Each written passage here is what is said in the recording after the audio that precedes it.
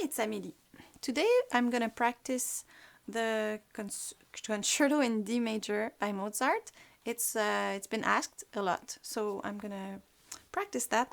I played it a long time ago when I was in university, and yeah, I'll start and I'll answer questions as they come along. I'll answer probably the questions that are about the concerto first, and at the end I'll answer all the other questions. So let's start.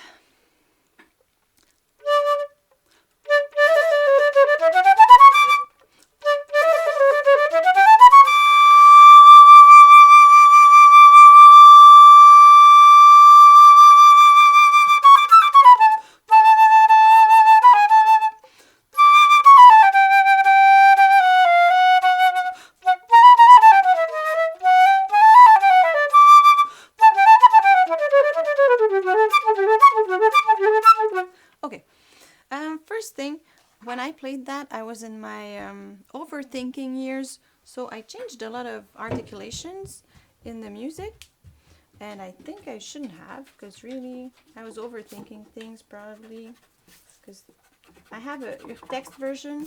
Urtext means it's what the composer wrote in the score.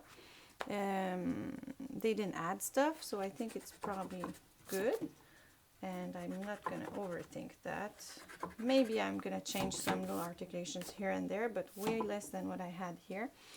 Okay, so in the beginning, it's a bit tricky, the beginning of that piece with the trill, and it's a trill with a D. So I've talked about that before. When you have to trill, especially a D, E, use the rotation of your arm. We have a video about that. What is it called? We have a video about arm rotation and fingers. Ones, like the finger movement, I think it's called. Finger placement. It's the most recent videos. Yeah. So what I do is I put my flute here and I use a little bit of the rotation of my arm to make my ring finger move faster. You don't have to bring your fingers bring them up very much, you know, because you just a little bit. So, and the first D has to be short in order to attack the second one, like it's easier. So, and when you do the C sharp, you don't have to go and do it with your pinky. You can use those three fingers here instead of doing the pinky. So look, do you see the finger as well? So here I do D. Then I do D again, the trill, and the ending of my trill I just go like this.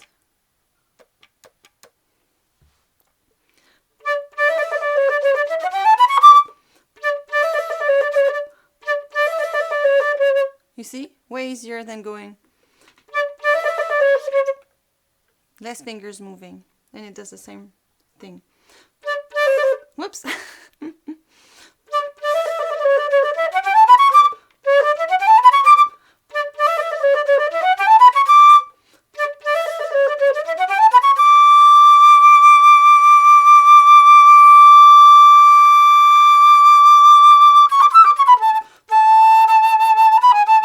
So here on that long D, the orchestra will play, or the piano. But it's nice to just do stuff with your vibrato, so you can vibrate and then stop vibrating, start again. I like not vibrating when I come on the last 8 notes. It gives an impression that it's longer, you know.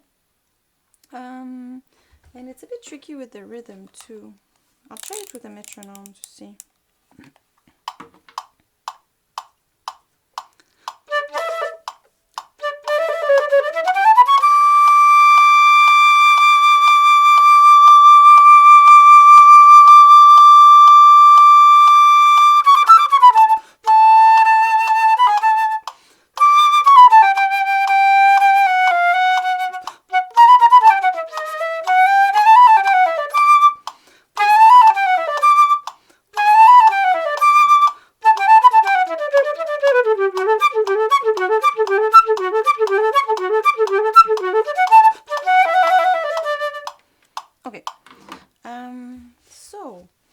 I hope that beginning was clear.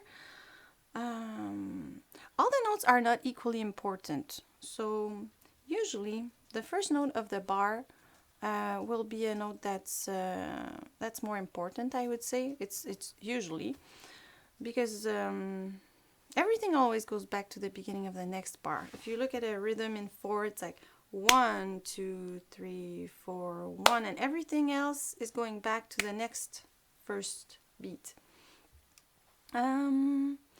Obviously, all those little passages that are a bit tricky for the fingers, you can practice them in different ways. So alternate between fast and slow, because sometimes you have to push yourself to play fast, but sometimes bringing it slowly, playing it very slowly will bring you control. You don't want to lose control of your fingers, so playing it slowly will give you control back.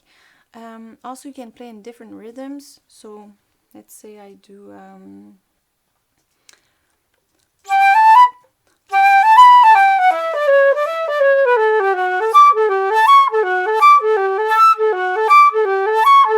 So I played long, short, long, short. Now I'm going to play short, long, short, long.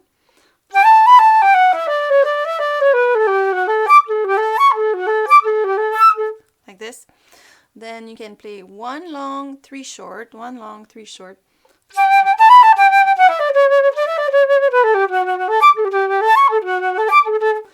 And then the opposite, 3 short, 1 long.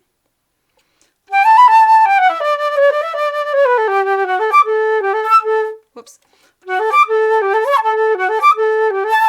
Okay, so that's, you know, you can play it all tongued, all slurred, slurred by 2, all those different ways. Yeah, and use the metronome, go fast, slow, alternate. Now in bar 44, you have this thing here.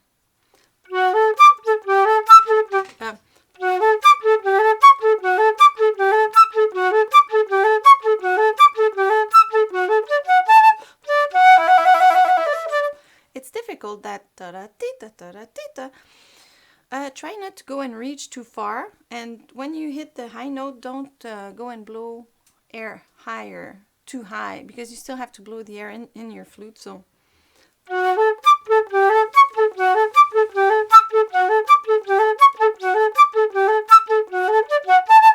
it's not a big movement, you know. When I visualize registers, when I play low register, okay, so you can see low register, I visualize here, middle, high, nothing above me, because if you have to reach out, you might not have a focused sound anymore. So that's it for that, I think. Yeah, I'll do from bar 39, and I'll try to show the important notes here.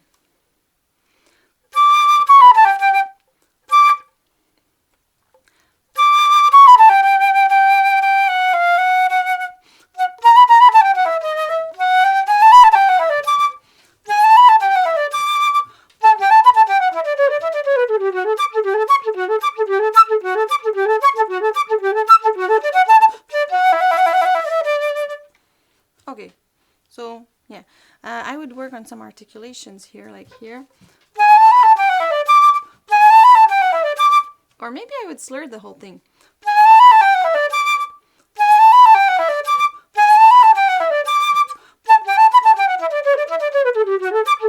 And here it's really tom. At 44, 45, what you really want to hear is...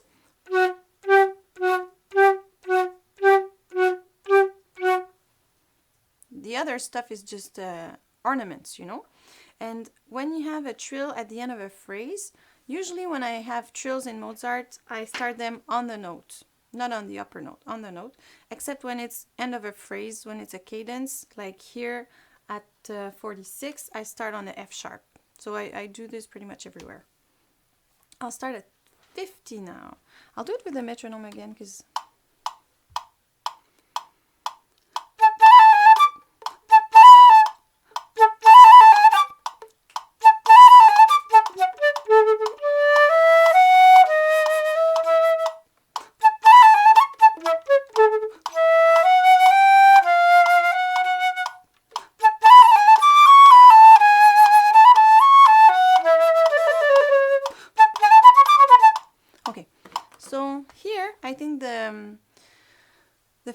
is a bit more soft. I try to play it a bit softer. So at the beginning I would go more.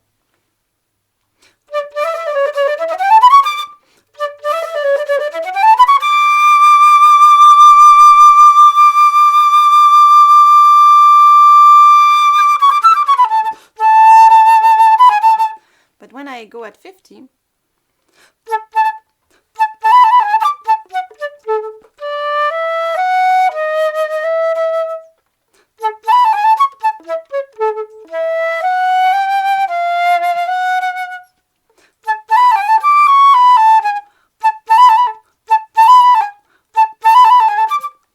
there's something here.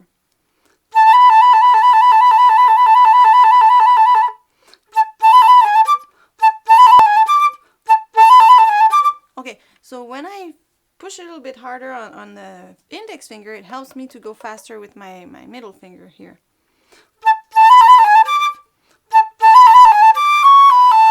Because I put more weight on this finger and less on the other one, this one becomes like a fulcrum point, the index, and the other one just rotates around it. Like that's how I see it. So I'll go from 56.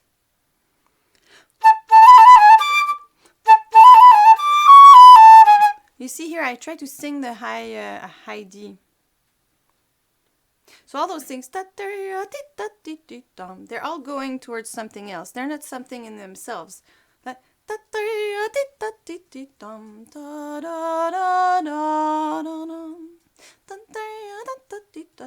And then 2, 3, 4 are going towards the first beat. That's a dissonance here. So you want to put some on this, let's say on 52. That D sharp, it's going to resolve on the E. So you want to show that there's tension there, and then there's some release. Okay, I'll do that whole part again.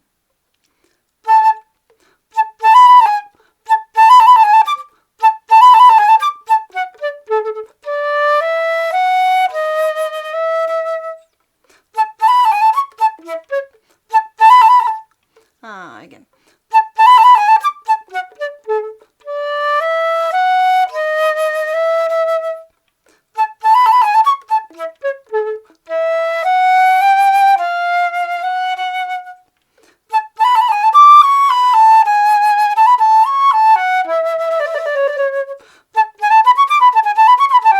I don't remember that part.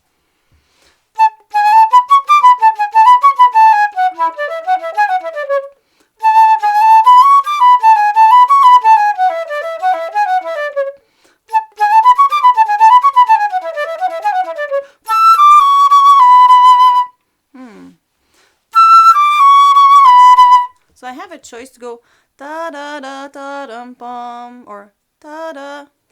I can separate those two B's, or I can make them more together. I'm gonna try both.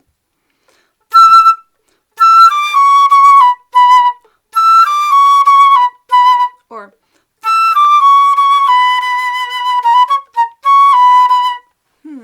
I think I'm gonna separate them. Gives it a little surprise.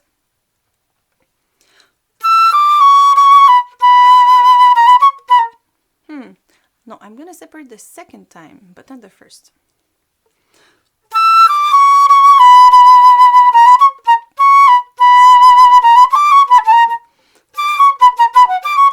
I didn't play this in a long time, so I don't remember all the fingerings.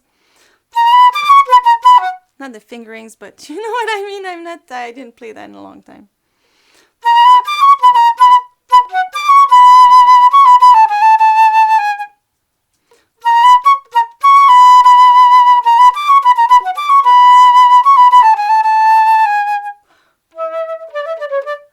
I put a piano. I think it's cool because also it's a long phrase. So if you start very loud, you might not have enough air, you know.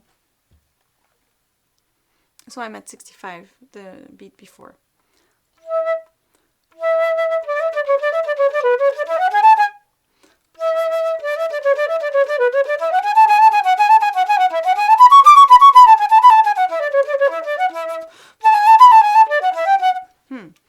I'm gonna put those things back because I changed some slurs and I think it was a mistake.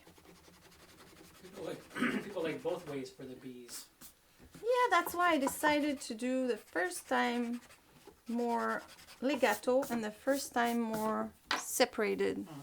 Because the first time you're still in that mood of legato, but then you have that ti-ta-ti-da-ta. So then it's, yeah, it changes the, instead of doing it twice the same way. Yeah, and usually in Mozart, I find that, and not just me, it's, but I find that when you go higher, you tend to want to go a bit louder as well. There's this wave, you know, in the phrase, and just follow with it. Sometimes flutists, we want to show that we can play soft in the high register, so we tend to control this, but it's, I don't think it's musical in this case to do that. So you see at 65, you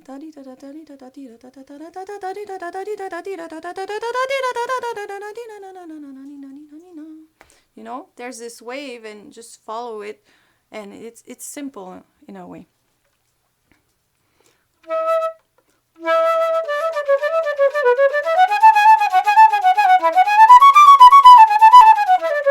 Whoops.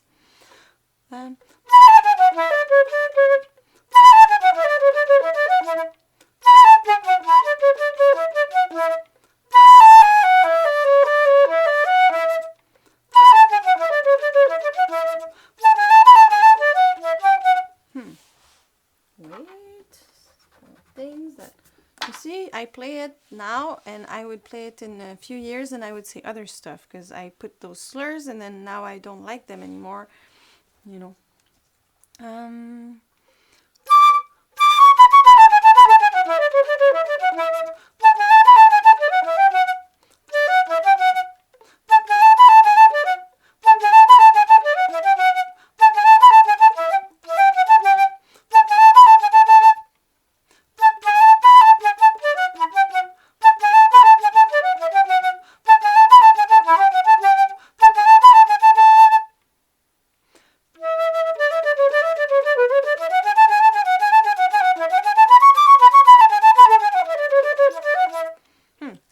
Once fast, you know, I'm gonna do what I preach. Slowly, I mean. I'm tired today. I say weird.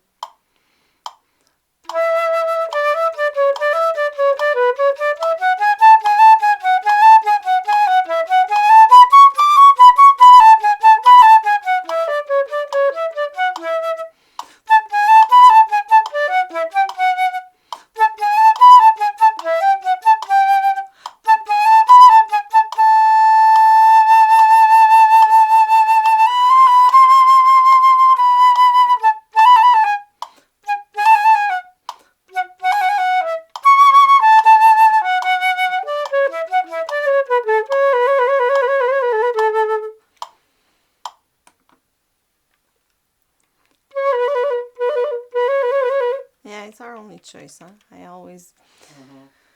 A lot of people do skips, like maybe some weird things in those parts. Skips? What do you mean? Like they do, like, I don't remember, but what are skips? Like skips are like jumbles, like a bunch of different notes all at once. Like it would go up and down, up and down, up and down, like 3 or 4 notes. It's like bum bam. They would go like bum ba-da-dum, bum ba-da-dum. They do weird things. Oh yeah, they will go like like stuff like that. Yeah, but up and something like that. I don't know. They do. Yeah, There's why so many not? different weird things to do. Yeah. I'll try this at tempo.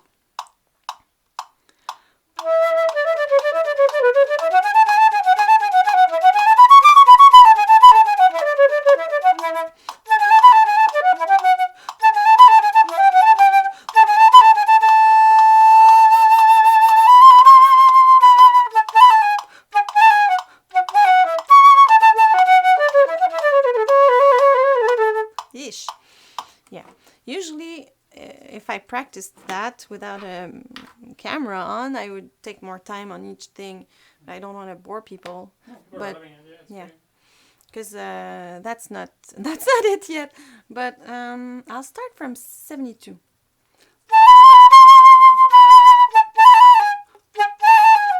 Maybe it's a good idea to go.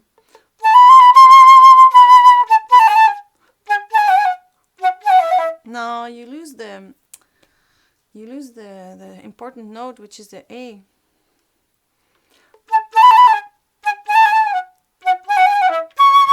Yeah, just I have to trill faster, that's all.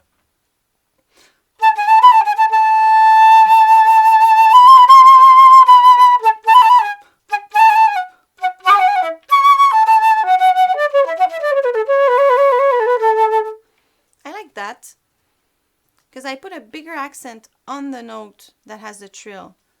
I think it's better. What do you think? Yeah?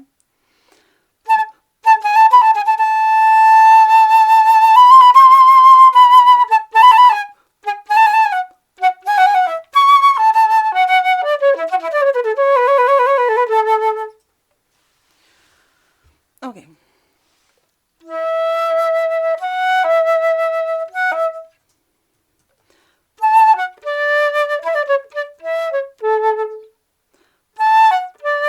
Maybe I'll do that again. I'll do one a bit more long and one a bit more ta-dum-bum, a bit more, yeah, so I'll go.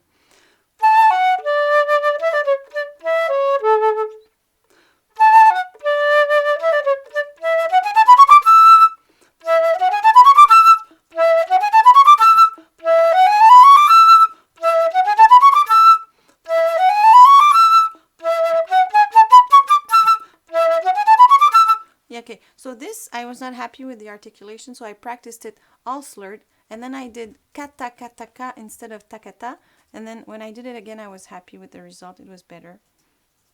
I'm not sure about my thing. I think maybe I should do...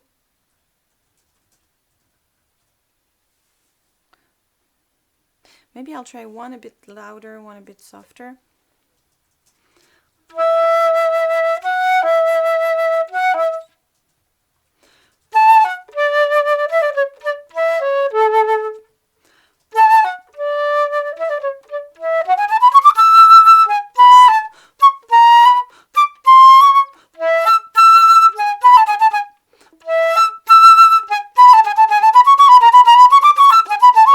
Okay, here I have a lot of stuff written that's bugging me. I'm gonna remove that.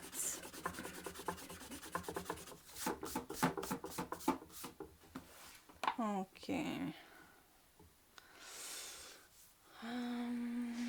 Yeah, I liked it. Playing a bit, staying soft was helpful to be able to go and do a little crescendo on 83. And then a little bit more energy there.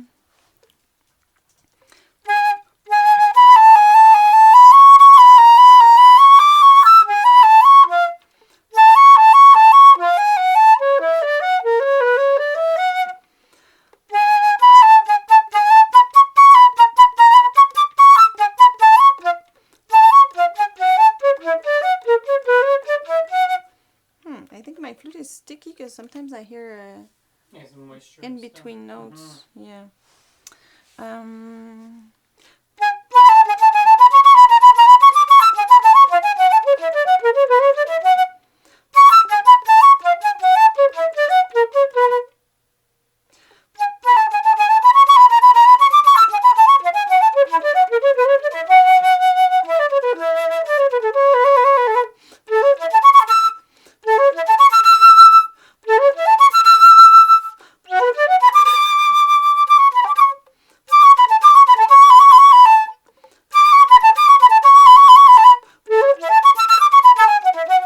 Okay.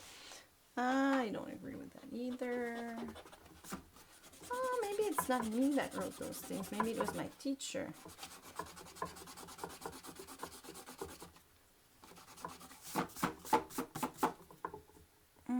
Okay. No questions? No, just a lot of amazing, like, nice playing, and people have been talking about the festival to people and stuff. Oh, that's amazing. The festival is great. Yeah, we love it. Because we don't go to symposiums a lot. We kind of work on our own symposium, and and all those things. So yeah, we made our own thing that we.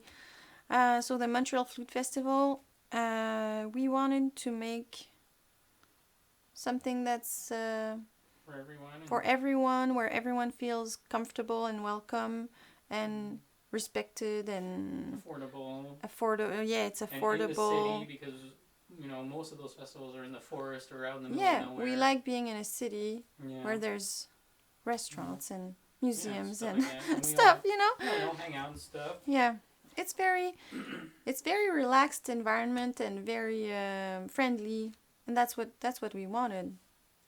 Yeah. Anyways, yeah. Yeah, okay, I'll do that little part again.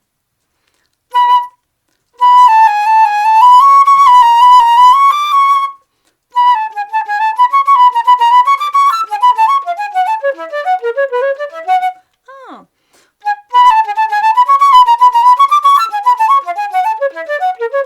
So I tried to go. So.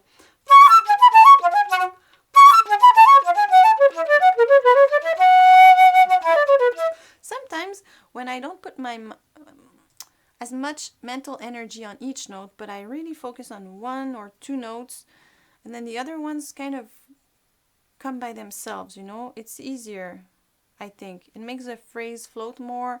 Then what I hear becomes what I want, so there's this, it comes together. Yeah.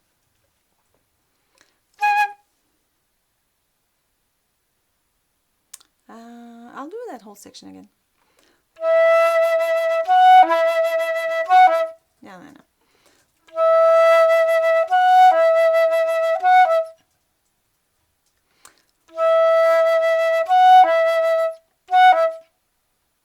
Do you like with the little, yeah, little break in between?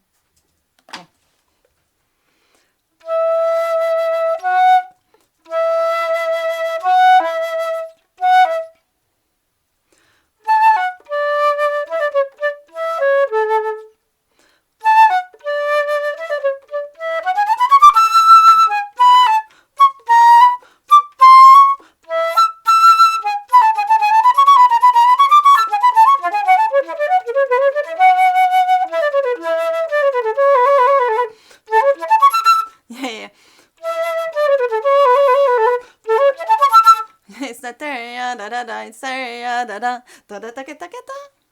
Yeah, here in my part there's no termination written here, the ta-da, but it's logical to do it.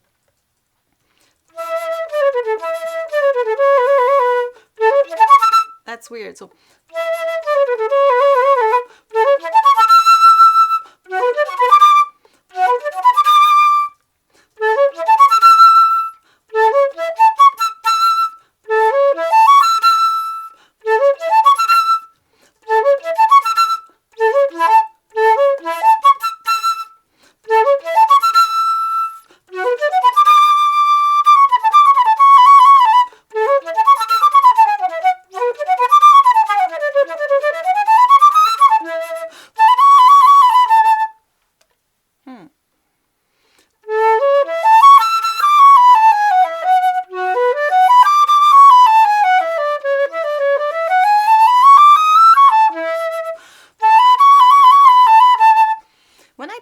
all slurred, in a way it's a way to make sure I'm really supporting every note, and then when I add the tongue I keep the same type of support and I add the tonguing.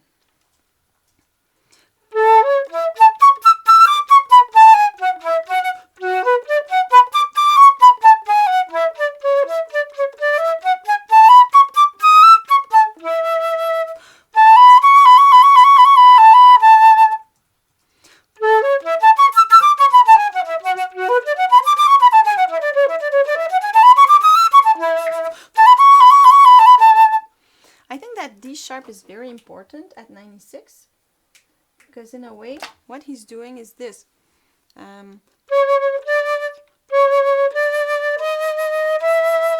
That's what he's doing. So it's, of course he's changing the, he's doing this. No. He's changing the octave, so he's mixing us up, but really it's that. So this C sharp, D, and then D sharp, they're really the skeleton of that bar, you know, and then the E.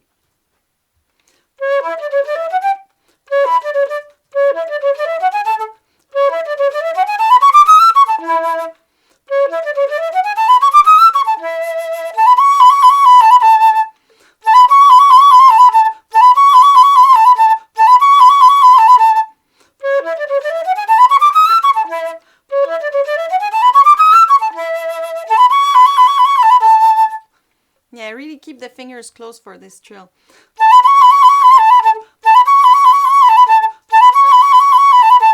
Yeah.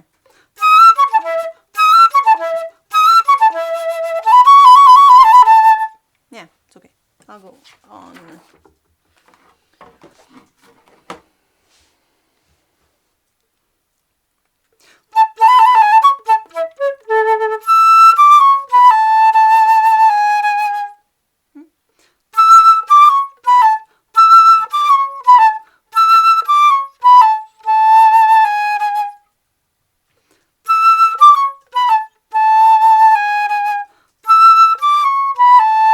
Okay, so first time I'll do more, a bit shorter, and the second time more legato, this thing.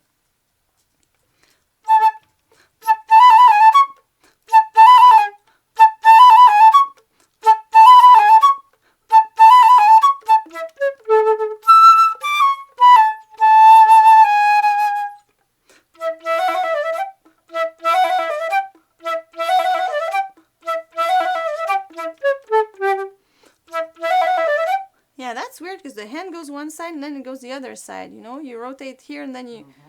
Yeah.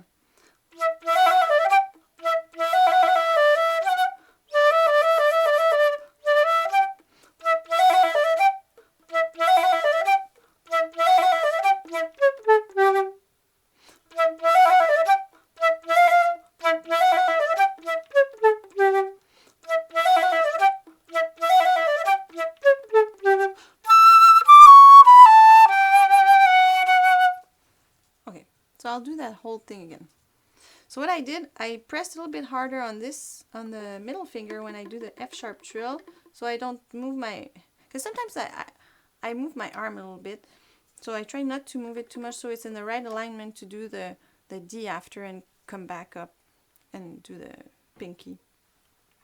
I don't know if it's clear for people how I explained it. Yeah.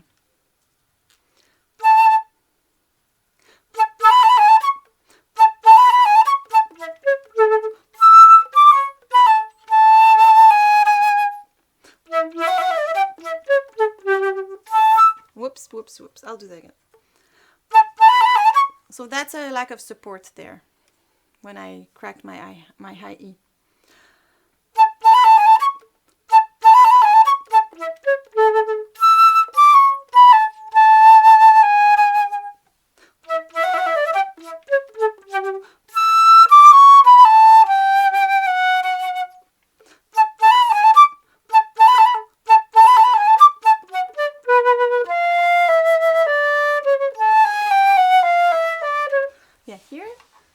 Something that disturbed me, and also I noticed that whenever I don't put an accent on the note that has the trill, it doesn't sound as good.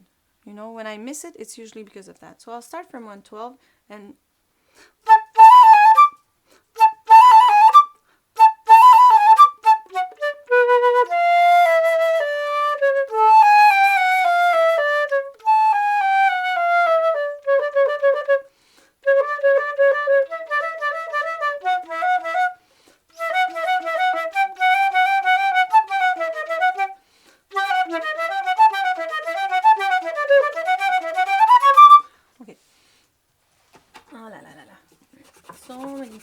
written for no reason, making everything more complicated. Life can be simple. Sometimes we try to make it harder than it should be. Okay.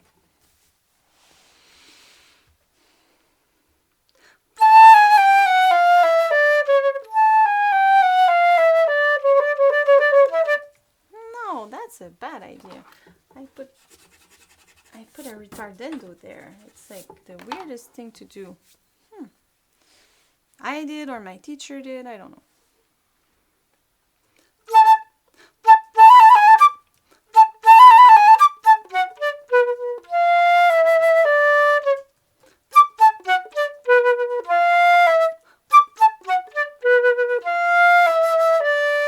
Ah, yeah, so I'll do this one long.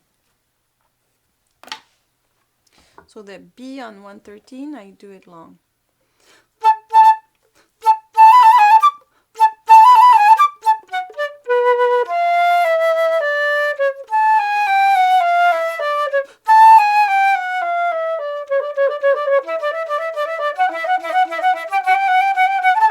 Okay, that I have to practice.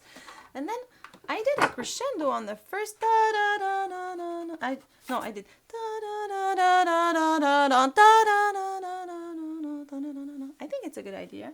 So I did a crescendo on the first one and a decrescendo on the second one. That's cool. And now I have to practice that little tricky spot there, 116.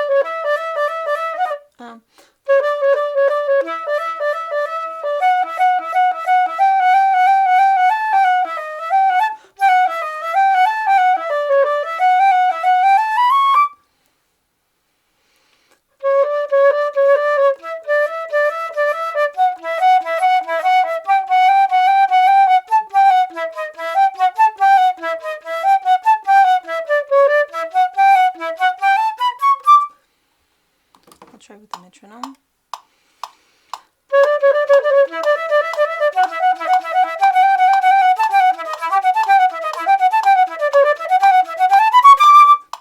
Okay, so I'll try to do that whole thing because it's a long time without breathing.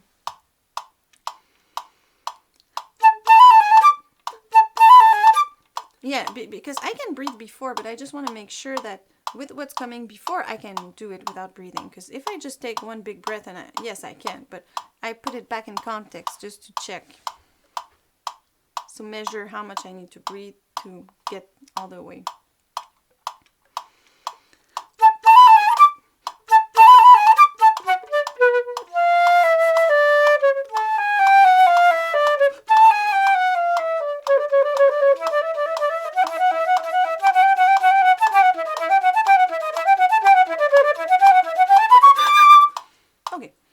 So I can do it if I take 2 breaths there, and I don't need the third one that I used to need. But technically I wasn't very happy with the result, but it was mainly to check for the breathing, and if I was going to play that in concert soon, I would of course go back to that part and practice it again.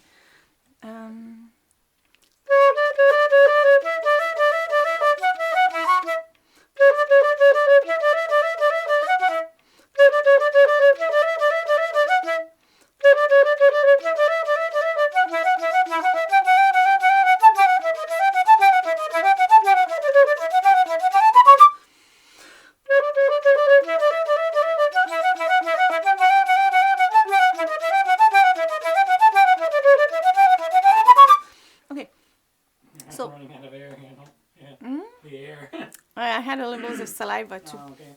That was the problem. No, but what I was trying to figure out is how to group elements in my head to make it easy. Because sometimes we think it's fingers, it's fingers, it's fingers, but really it's the brain that controls the fingers.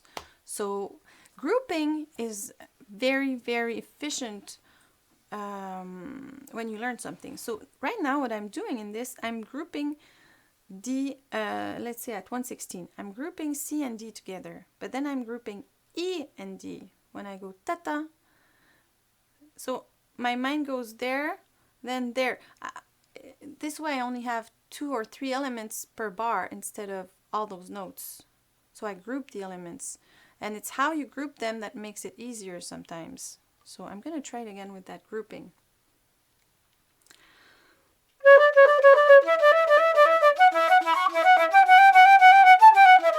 Yeah, it's easier for me to group it like that.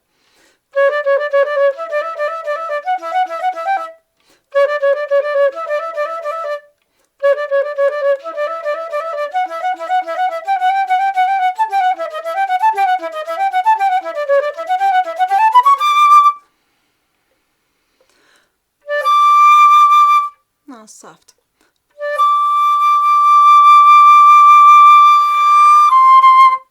Nah.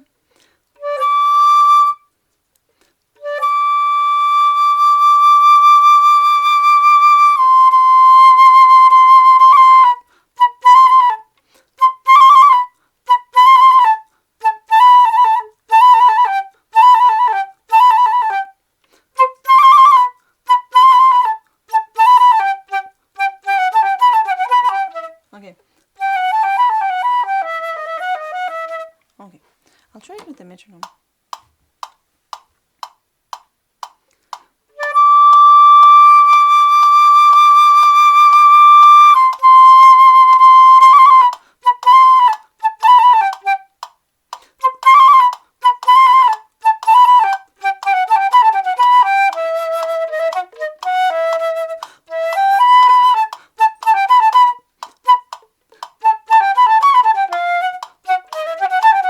Okay, I have to relearn that.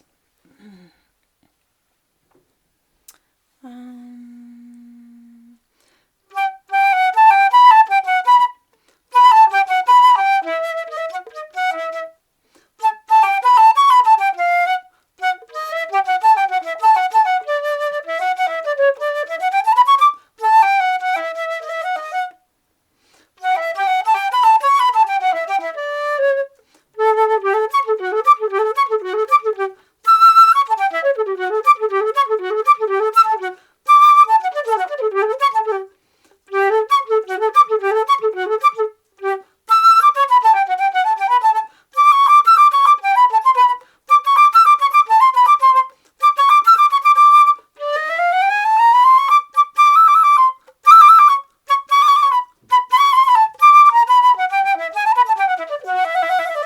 I was trying to just remember, you know.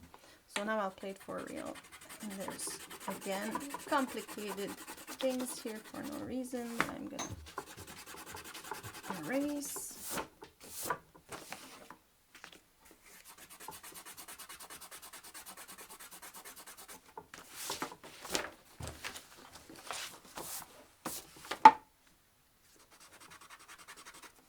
Okay.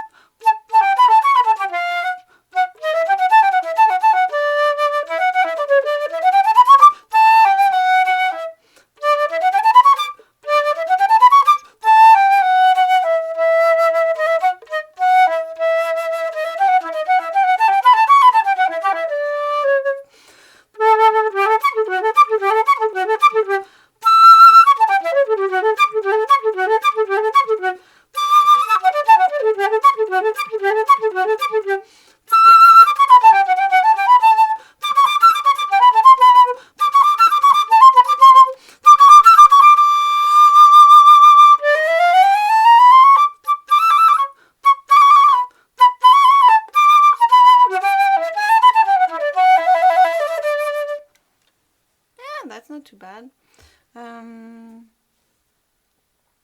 What I remember is that really when I was younger and I used to play that, I was really trying too hard to play my high notes soft. And I think now I assume it better, it's easier, and I think it sounds better. So, yeah. Way better. Except, a lot of young people tend to do that. It's crazy. Yeah. We tend to do that a lot. Yeah. Because we put that... a lot of stress on little things that shouldn't be stressful. Also, some teachers make things very, you know... music is not about passing an exam and showing off that you can do this or you can play very soft in the high register, or that it's about communicating and making things beautiful, and also non-flutists don't even know, like, when I play in concert, people don't know that what's hard and what's easy. They just want to feel stuff, you know? They want to... So, hi, Misty. Hi, baby. Wait. Question. There's a question? Not about the piece though, so we'll put those at the end. Yeah, my teacher, like, piano subito in places like how to make things difficult for a student, you know? How to make so many things for the mind to think about. It's intense. Okay. Oh, okay. So I'll start from... Somebody's like, try the song on piccolo. I should. You It'd be should. cool. I'll try the beginning at the end.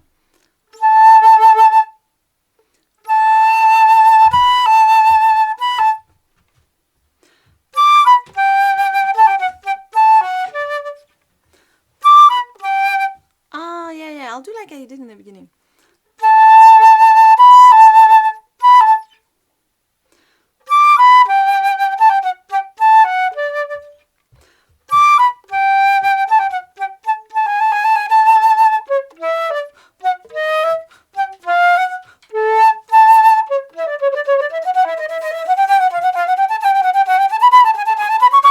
No.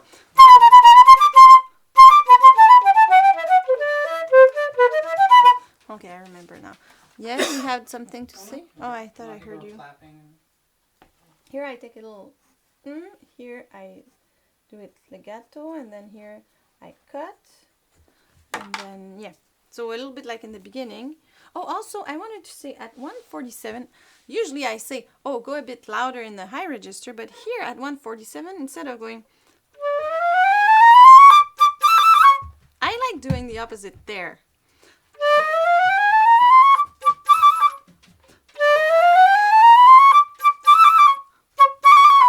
I think it's nice there. Like you're playing a trick on someone. I think it's got some character. Because yes, we always say that, but Mozart was an opera composer, so you have to play with character like a singer. You know, opera singers, they take space, they're loud, and yeah. And also singers don't go in the high register and sing softly. They go for it in the high register. Okay, I'll just see that whole... Oui.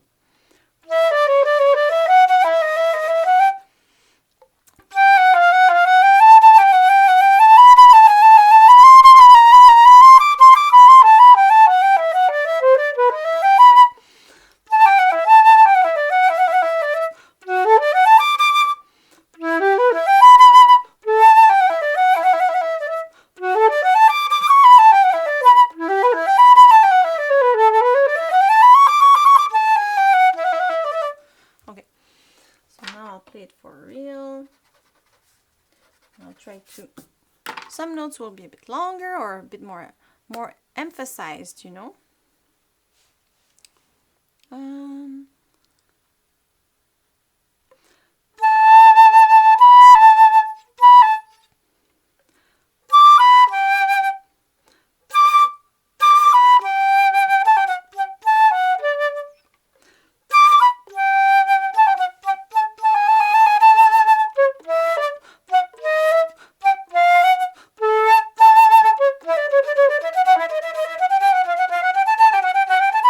Okay, I think there... Okay, so here at 158, you see I do a little crescendo.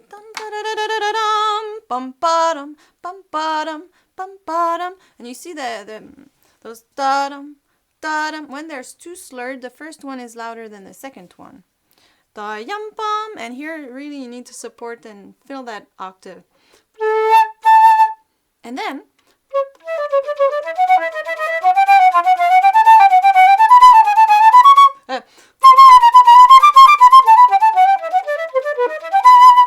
So I would start piano, and it's like steps.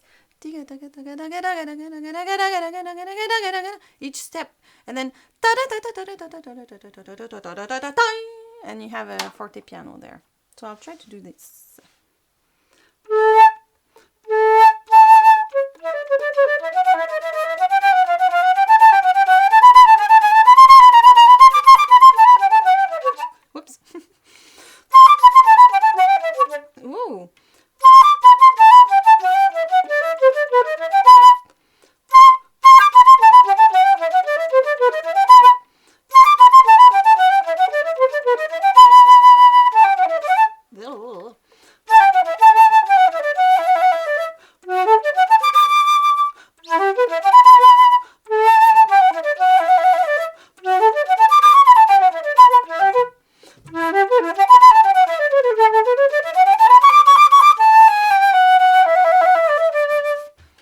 There's a lot of notes in Mozart.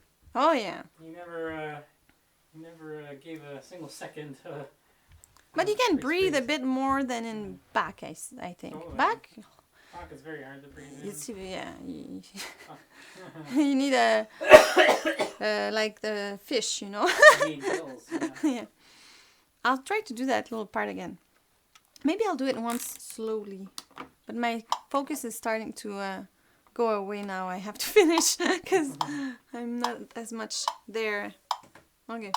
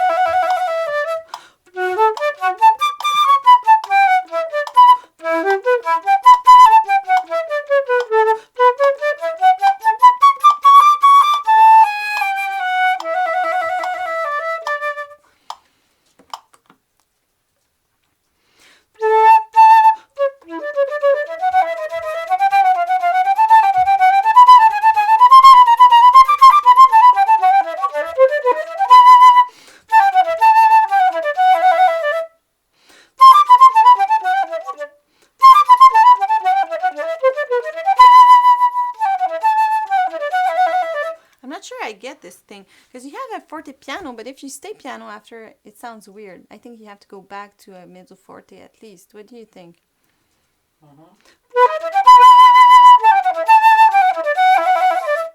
Because if you just go da, da, da, da, da, da, like it sounds weird.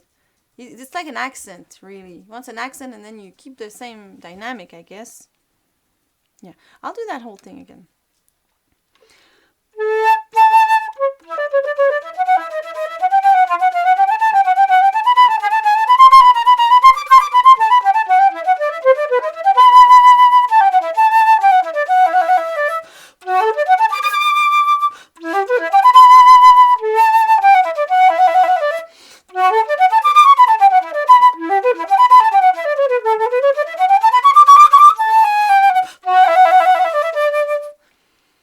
That's not where I should have took a breath though. I think I should take one at 170 at the beginning. I'll go from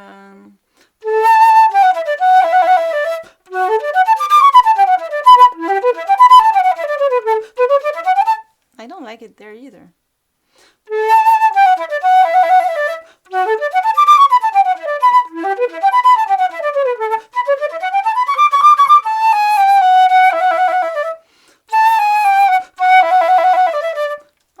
Not too bad. I think I'll take it there. Yeah.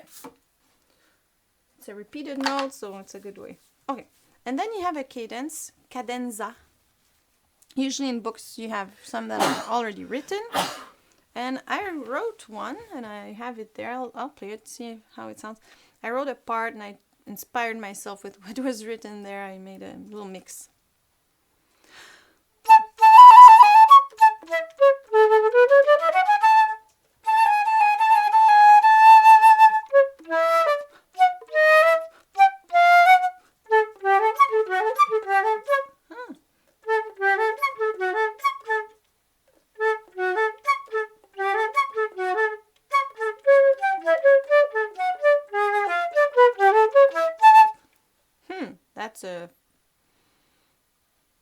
I probably didn't write everything, and I was improvising on those things, because there's a, yeah.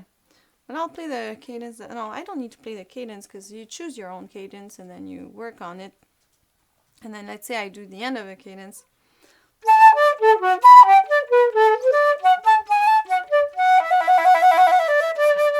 And then the orchestra comes back.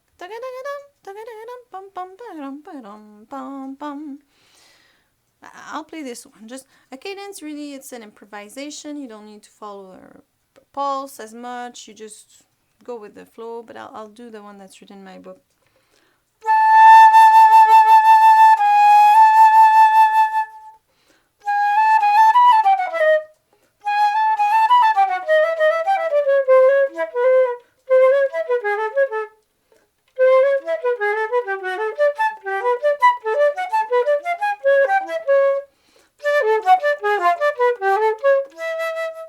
So usually if I knew that well, I would probably start slowly, do an accelerando, and then do a ritardando at the end until this fermata.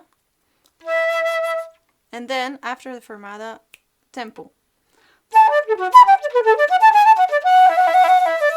And the orchestra starts again. So yeah, if I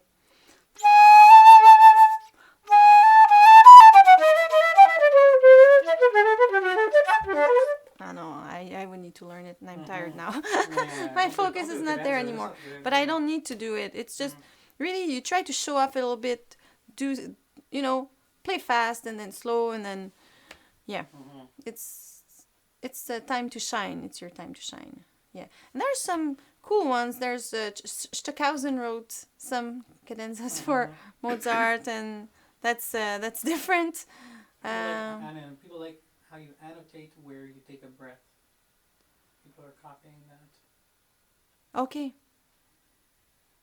Yeah. There's nothing else after that, huh? After it, it's the orchestra that plays. You, yeah. Okay, well, we have a couple questions here for after. One was. Where is it here? I think it's. One was. A lot of people want to know. I can't see it anymore. How long does it usually take for you to warm up? Well, like today, I took how long? 5 minutes, but it's not what it should take. Well, what did it in the past? I guess too. Like I used to do when I was a student, I would practice 3 hours a day. I would do 30 minutes of sound and then 45 minutes of technique and. But this was when you were in university. When I was in university. In university, okay. When I was younger, I would do like an hour. I would do 5-10 minutes of sound exercises, and then. But now Was it as structured as it was in university when you were younger, or was it a bit different? I always was a bit structured, so I would follow a certain type of structure, but maybe not. And also once I found a book that had a lot of like my teacher when I did my master's, he was amazing, and he lent me a book that was interesting and had all types of different exercises for different aspects of flute playing, and then I kind of built my own warm-up based on that. So you had the normal long tones that you can do by 2, by 3, by 5 as you wish. Sometimes I'm in a hurry, so I just go by 5.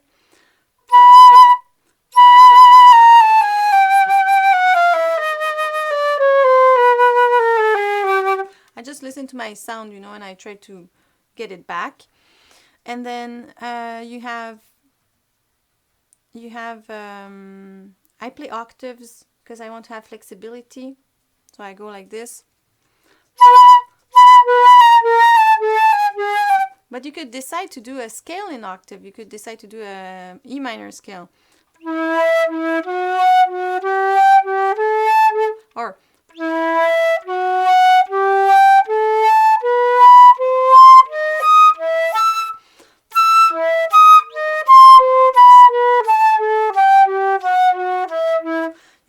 adapt to your own level, you know. So I would do this. Then for technique, a little bit of chromatic scales, but I didn't even do it today. I like doing articulation exercises because articulation for me, you know, it's important, and sometimes we forget to work on it. So I play everything slurred because articulation and support are very linked together. So everything slurred, and then I give a little air push on each note. Then I do, but slurred again. Like I'll give you an example. And then slurred with an air push. Then separated with an air push. Then ka. Then ta. Then kata. Then taka. Then katakaka. Then takata. Then I do flutter tongue. So that's my little tonguing exercise. Like sometimes I do it usually it's not just 5 notes, but it kind of puts my tongue and breathing back in place. And I try to play piano. I do little notes like this. Long tones, but piano, because piano for me is more difficult for everyone, I think, than playing forte. You know, forte, it's the first thing you want to work on, develop a nice big sound, but once you have that, you're going to want to improve your piano, a piano that can project and all those things. So I practice that, and then I tend to practice loud notes in the low register and soft notes in the high register. That's what I did today.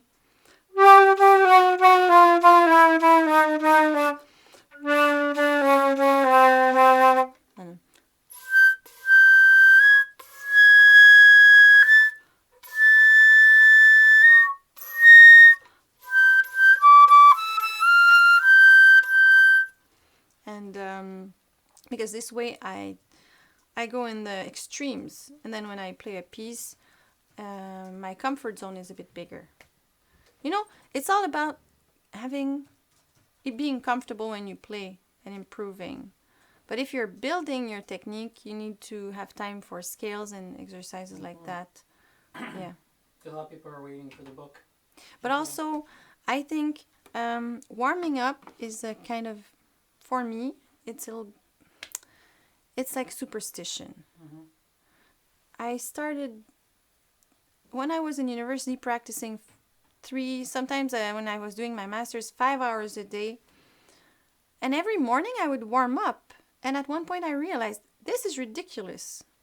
I can do a sound exercise if I want to improve my sound, but I shouldn't feel like I'm obliged to warm up, because I didn't forget how to play the flute while I slept. Mm-hmm. I played 5 hours yesterday. I can take my flute and play if I want to. It's like if a runner, they don't forget how to run. Yeah, you know. I know people can pull muscles and stuff. But you don't pull a muscle by playing the flute if you play it correctly. So what I think is, it's also interesting. Sometimes I would advise people to just take your flute and play, because in real life sometimes you might not have time to warm up, and then that false belief, that you have that you need to warm up or you're gonna sound bad, is gonna be a problem for you. I'm sure there are days where you can take your flutes and play without warming up and you sound good still, or do a very short warm up. So I think you should do sound exercises, technique exercises to build your technique and your sound, make everything better. But you should also try to be able to play sometimes without it. Because if you know how to do things, then it's, you know why you have a problem, then you can correct it just with your knowledge too, I think. Mm-hmm. But there's also all the neural pathways that have to be built for scales and arpeggios and all those things, so it's easy to learn a new piece. So it's a whole... I hope that's clear. Yeah. That's about Was it. there another Just question? a lot of different comments and stuff, but not questions really. Just people wanting to know about the book, about flutter tonguing, about the festival and stuff, things like that. Okay. Someone's answering those. The book is coming. Yeah, and group classes are gonna come Oh, soon yeah. too. If they go on their website, fluchannel.com, they can see Discord masterclass and they can sign up. And then if they meet our requirements, we'll email them, and they get to have one. Do free people lesson with hear you. what you say right Probably now? not. Okay, so we're gonna do group lessons soon. It's gonna be a bit like a Skype lesson, but with many people, and we think it's gonna be very interesting because we can learn from each other. And sometimes it's interesting when you're not in the learning situation, but you're looking at someone else. Things are clearer. Also, well, I love going to master classes and listening, but also everyone will be able to participate. And yes, so I hope some people will be interested in that, so we can make a group and start. You say, where's the link for that if people are interested? Theflutechannel.com. Flute channel, theflutechannel.com. And if they look at the top right corner, it'll say Discord Masterclass. Discord Masterclass. So you click on Discord Masterclass on theflutechannel.com. And it'll show a page, and then they'll talk about it, and then the bottom you just enter your email, and then we... Okay, so in the bottom you send your email. You send us your email, and we'll make a group of people. Have online lessons. You have an online studio. There's online courses on. I give online lessons on Skype, One-on-one, and I like it. At first, I thought, oh, it's gonna be, well, I just thought it's gonna be different, but I didn't think it would be that easy because it's okay. There's things you have to adapt for online lessons, but it's going very well. And if people want to be interested in that, they can email us at info@theflutechannel.com. Yeah, so if you're interested in that, you can email us at info@theflutechannel.com. But I'm sure all those things like links and they're on our website. Yeah. Okay, so that's great. Yeah, that's so it for now. someone asked about flutter tonguing. We have a video about flutter tonguing. Some people are still difficult for them. Yeah, so, but I think in the book, in the book that we'll make, that's going to come out, we should have a brief little talk about those types of things. The book we're doing is really for beginners, the first one, but I have 3 in mind.